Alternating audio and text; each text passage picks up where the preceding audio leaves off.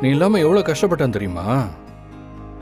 கல்யாணத்துக்கு முன்னாடி பல வருஷமாக நான் இங்கே தான் தனியாக இருந்தேன். ஆனால் ஒரு நாள் கூட தனியாக இருந்த மாதிரி எனக்கு தோணுனதே இல்லை. நான் என்னைக்கு நீ இந்த வீட்டை விட்டு வெளியே போனியோ அன்னைக்கே இந்த ரூமில் இருக்கிறது ஏதோ ஜெயிலில் இருக்கிற மாதிரி இருந்துச்சு. நின்னா நடந்தா எந்த பக்கம் பார்த்தாலும் எல்லா இடத்துலையும் நீ தான் தெரிஞ்ச. உண்மையை சொல்லணும்னா நீ என்னை விட்டு போனதுக்கு அப்புறம்தான் நீ என் வாழ்க்கையில் எவ்வளோ முக்கியமான ஆள்னு எனக்கு தெரிஞ்சது.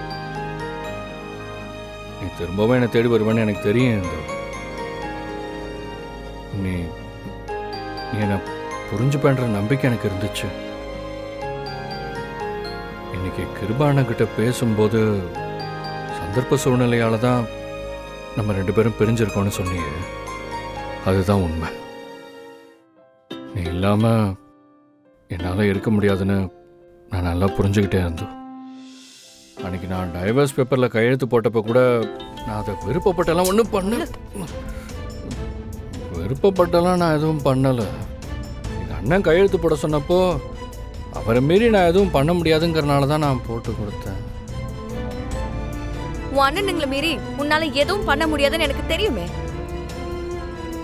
என்ன சொன்ன? நான் உனக்காக வந்திருக்கேனா? எந்த ஒரு சந்தர்ப்பத்திலையும் ஏன் பக்கம் நிக்காம எப்பவும் உங்க அண்ணனுங்க பக்கம் நின்னுட்டு உன்னால எப்படி நான் உனக்காக வந்திருக்கேன்னு யோசிக்க முடியுது?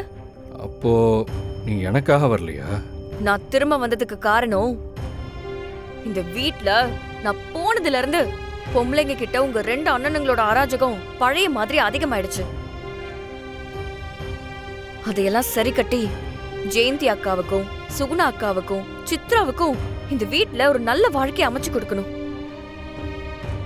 அடுத்து உன்னை கல்யாணம் பண்ணதுனால இந்த வீட்ல நான் பண்ண வேண்டிய கடமை ஒண்ணு இருக்கு. புரியலையே. கடமையா? அதையும் இந்த 6 மாசத்துல முடிக்கிறதுக்காக தான் நான் வந்திருக்கேன். கடமை 6 மாசமா? என்னது கடமையா? என்ன கடமை? ஏன் என்கிட்ட அதை சொல்ல மாட்டியா? என் மூத்த பையன் கிருபாவும் 2வது பையன் திவாகரும் என் 2வது பொண்டாட்டியோட குழந்தைய கண்டுபிடிச்சு கொல்லணும் 2 பேரும் சுத்திக்கிட்டு இருந்தது உனக்கு தெரியும்ல. அந்த குழந்தை என் மக நம்ம கருணாம்மா. அதெல்லாம் எதுக்கு நான் உன்கிட்ட சொல்லணும்? நீ என்கிட்ட சொல்லிட்டு தான் எல்லாமே பண்ணிக்கிட்டு இருக்கியா?